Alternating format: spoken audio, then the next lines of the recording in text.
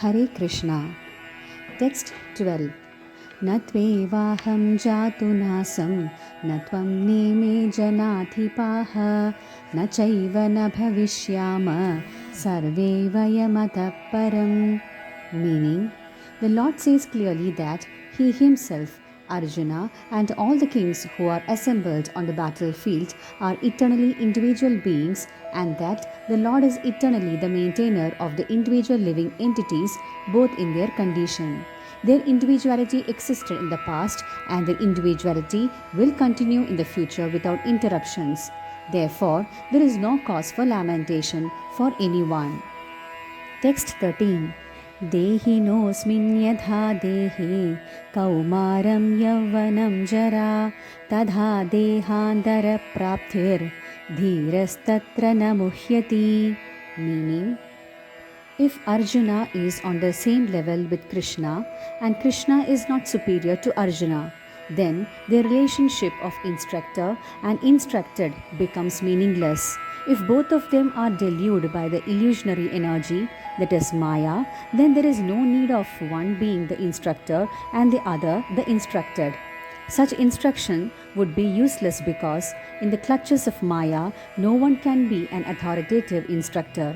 Under the circumstances, it is admitted that Lord Krishna is the Supreme Lord, superior in the position to the living entity, Arjuna, who is a forgetful soul deluded by Maya.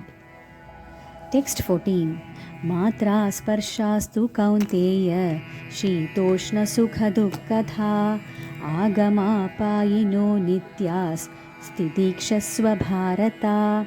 Meaning, one has to take his bath early in the morning even during the month of Magha, that is January and February. It is very cold at that time, but in spite of that, a man who abides by the religious principles does not hesitate to take his bath. Similarly, a woman does not hesitate to cook in the kitchen in the months of May and June, the hottest part of the summer season. One has to execute his duty in spite of climatic inconvenience. Similarly, to fight is a principle of the Kshatriyas, and although one has to fight with some friend or relative, one should not deviate from his prescribed duty. One has to follow the prescribed rules and regulations of religious principles in order to rise up to the platform of knowledge, because by knowledge and devotion can one liberate himself from the clutches of Maya, that is illusion.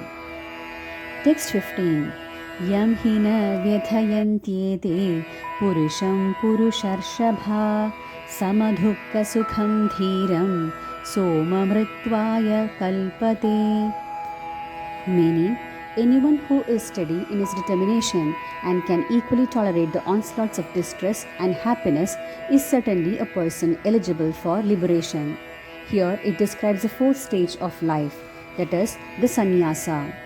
It is a painstaking situation, but one who is serious about making his life perfect surely adopts the sannyasa order of life in spite of all difficulties. The difficulties usually arise from having to serve family relationships, to give up the connection of wife and children. But if anyone who is able to tolerate such difficulties, surely his path to spiritual realization is complete. Similarly, in Arjuna's discharge of duties as a Kshatriya, he is advised to persevere even if it is difficult to fight with his family members or similarly beloved persons. Lord Chaitanya took sannyasa at the age of 24, and his dependents, young wife as well as old mother, had no one else to look after them. Yet for a higher cause, he took sannyasa and was steady in the discharge of higher duties. That is a way of achieving liberation from material bondage. Hare Krishna.